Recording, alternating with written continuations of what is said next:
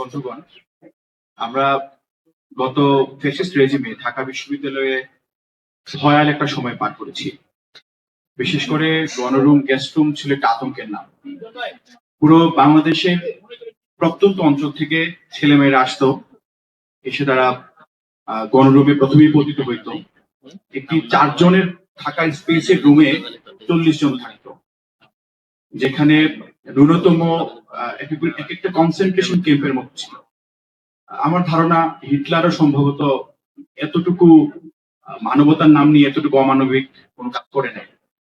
এই গণরুমের ভিতর দিয়ে আমাদের জীবনগুলো পরিচালিত হইতো, এবং সব থেকে বড় আতঙ্কের নাম ছিল গেস্ট রুম। এক একটা গেস্ট রুমে অকথ্য ভাষায় গালিগালাজ করা হইতো, এবং টর্চার, মানসিক টর্চার, শারীরিক টর্চার, এগুলো ছিল একদমই নিত্যদিনের ঘটনা। সব থেকে ভয়াবহ ব্যাপার ঘটতো যখন সিঙ্গেল গেস্ট রুম হইতো। সিঙ্গেল গেস্ট রুমে একজনকে ঘিরে 20-30 জন সিনিয়ররা একসাথে গেস্ট রুম নিত। আমরা যখন আমাদের বন্ধুদের সাথে কথা বলি, আমাদের ভাইদের সাথে কথা বলি, আমি নিজে একজন হিউম্যান রাইটস অ্যাক্টিভিস্ট, আমরা যখন নির্যাতিতদের সাথে কথা বলি, যখন ভিকটিমদের সাথে কথা বলি, এই সময়গুলো কেউ আর মনে করতে চায় না। কারণ কেউ মনে করলেই তার সেই ভয়াল বিভীষিকাময় রাতের কথা মনে পড়ে, যে রাতে তাকে হচ্ছে স্টাম্প দিয়ে স্টাম্প দিয়ে হচ্ছে লাঠি পেটা করা, আরো বিভিন্ন রকম আপনার অপমানজনক বিভিন্ন কাজ করানো হইতো। অনেক সময় দেখা যেত যে আপনার ফ্লোরে ফেলে দিয়ে সেই থুতু চাপতে দেওয়া হইতো, কিংবা ছোট্ট একটা ম্যাচের কাঠি দিয়ে পুরো রুমের মাপচুপ করানো হইতো। আরো বিভিন্ন রকম বিভিন্ন স্টাইলের নির্যাতন আমরা দেখেছি বিভিন্ন সময়ে। আমি 2020-21 সেশনের শিক্ষার্থী, আন্তর্জাতিক সম্পর্ক বিভাগে। আমাদের ক্লাস শুরু হয় 2022 সালের 16 জানুয়ারি। 2022 সালের 21 জানুয়ারি আমাদের বিজয় একাত্তর হলে সাংবাদিকতা বিভাগের আমার এক বন্ধুকে গণরুমে গেস্ট রুমে ভীষণভাবে নির্যাতিত করা হয়, এবং সে সাথে সাথে সেন্সলেস হয়ে পড়ে।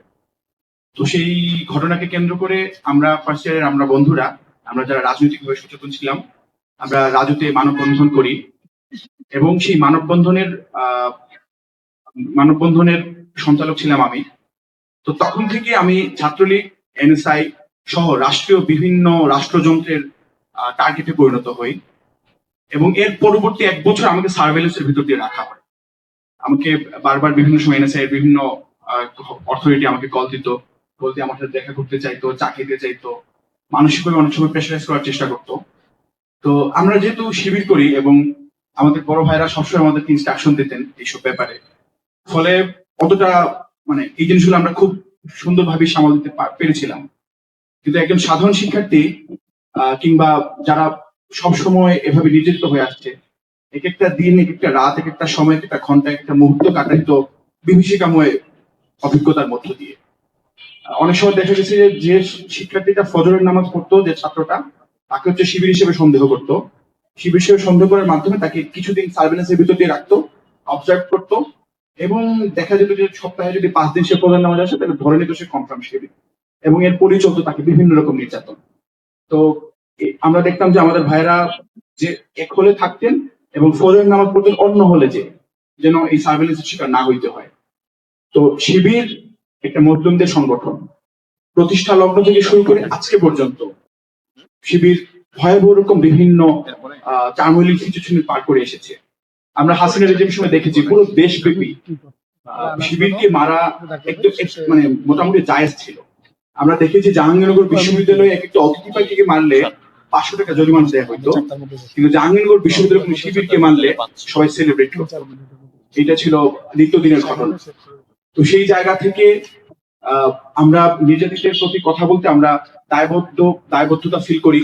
আমাদের ভাইদের সেই লেগাসিটাকে আমরা আপনাদের সামনে তুলে ধরতে চাই, সমুন্নত করতে চাই।